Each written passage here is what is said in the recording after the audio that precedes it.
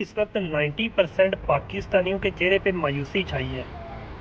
آپ کی اطلاع کے لیے عرض ہے کہ عمران خان بہت جلد رہا ہو جائے گا۔ یہ جو کچھ کیا گیا ہے نا، یہ عمران خان کے رہا ہونے کے بعد خود کے حفاظتی انتظامات ہیں۔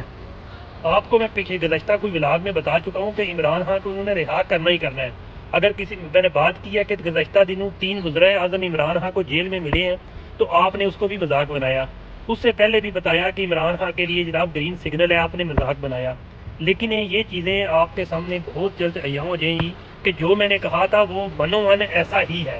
عمران خان کو انہوں نے رہا کرنا ہی کرنا ہے۔ اگر آپ سمجھے نا کہ یہ آئینی ترمیم سے، یہ معاملات سے عمران خان کو پھانسی لگا دیں گے، تو یہ آپ کی بھول ہے۔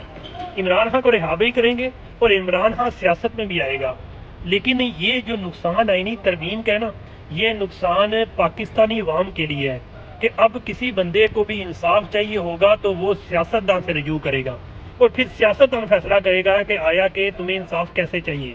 اگر کسی بندے نے اس ملک میں اپنے آپ کو قائم رکھنا ہے تو اس کو ایک اپنا بندہ فوج میں جناب لیفٹیننٹ بھرتی کروانا پڑے گا، اور اس کے بعد جو سٹیپ بائی سٹیپ اس کی جو ہے نا پروموشن کا انتظار کرنا پڑے گا۔ پاکستان میں اب کوئی عام انسان، بے شک وہ بزنس مین ہے، بے شک عام انسان ہے، اس کو کوئی تحفظ نہیں ہے۔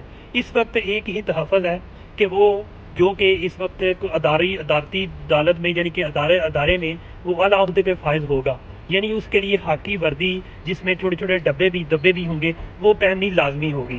اور جو سیاستدان جنہوں نے ووٹ دی ہے، آپ کے سامنے ہی بہت جلد، بہت دور کی بات نہیں ہے، چند مہینوں کے اندر آپ کے سامنے جب دیکھیں کہ یہ سیاستدان پچھتائیں گے کہ ہمارے ساتھ کیا ہوا ہے۔ اگر بات کی جائے مولانا فضل الرحمان کی، تو مولانا فضل الرحمان کا مقصد صرف پی ٹی آئی کو اپنی طرف سلیکٹ کرنا تھا۔ باقی جناب آپ کے سامنے ہے کہ اس وقت آخری جو اختیار تھا مولانا کے پاس تھا۔ اگر مولانا واقعی اس کے خلاف ہوتا تو وہ نہ ووٹ دیتا اور اس کے بعد آئینی ترمیم نہ ہوتی، لیکن جب کوئی بندہ اپنی کمزوریاں پیچھے چھوڑ دے تو اس کے بعد جناب یہ سارے کام ہوتے ہیں۔ لیکن فکر نہ کیجیے گا، عمران خان رہا ہوگا اور بہت جلد ہوگا، اور آپ لوگوں کے درمیان میں ہوگا۔ بس کچھ ہاتھ باندھنے کی کوشش کی گئی ہے، لیکن یاد رکھیے گا کہ ہمیشہ فتح سچ کی ہوتی ہے۔